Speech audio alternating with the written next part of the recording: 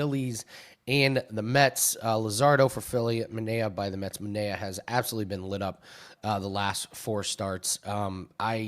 You know me, I love team totals. I am staring hard about this team total to fade Manaea. But what's your breakdown on this game? Well, maybe a little bit different here. Let's talk about what we saw yesterday first before we talk about today. Phillies took money yesterday in the market. I don't know if that was on the Steam report or not. And that did not work out too well because the Phillies lose the series opener by a score of 13-3. There's not going to be a lack of motivation on either side here, guys. Obviously, some teams have fallen out of contention. That's a big part of the handicap as we roll into September in Major League Baseball. Some teams just do not care. But the Phillies, they're looking to expand their lead in the division, not to mention they're also competing for a first-round bye come playoff time.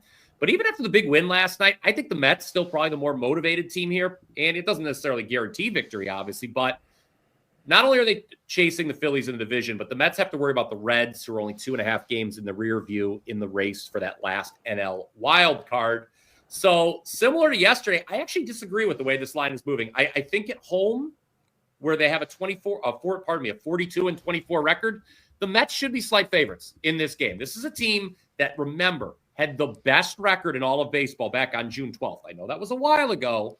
Okay, they were 45-24 overall at the time, just 25-37 since. But overall, you have to keep a big picture in mind. You cannot. I always preach this on these breakdowns I do here on the Wager Talk YouTube channel. You can't fall victim to recency bias. I know 2 months is kind of a long time, but overall, I think the Mets are still a lot closer to the top than they are the bottom of the league. I still have them power rated in the top 10. Now, will they go 11 for 19 with runners in scoring position again like they did last night? No, probably not. But worth noting, Philly starter Jesús Luzardo, and this is where I'm willing to get involved with the Mets, Andy. Why?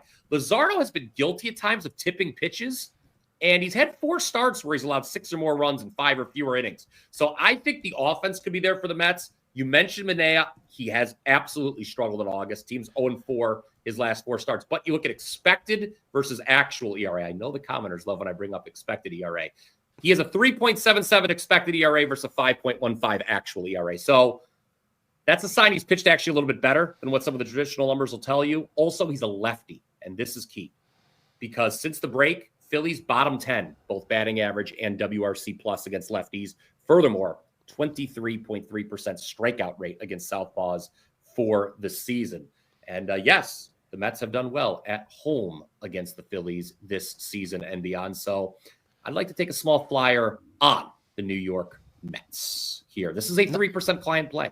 Rate is $5 Tuesday at wagertalk.com. My best bet, a 4% play, is currently available for you. Guessed it, $5. I've won 5 straight in MLB, Andy. Perfect 5 and over the last 3 days. I believe that has me atop the leaderboard over at wagertalk.com. So WT.buzz/BP as we look. I gave you the Mets for free.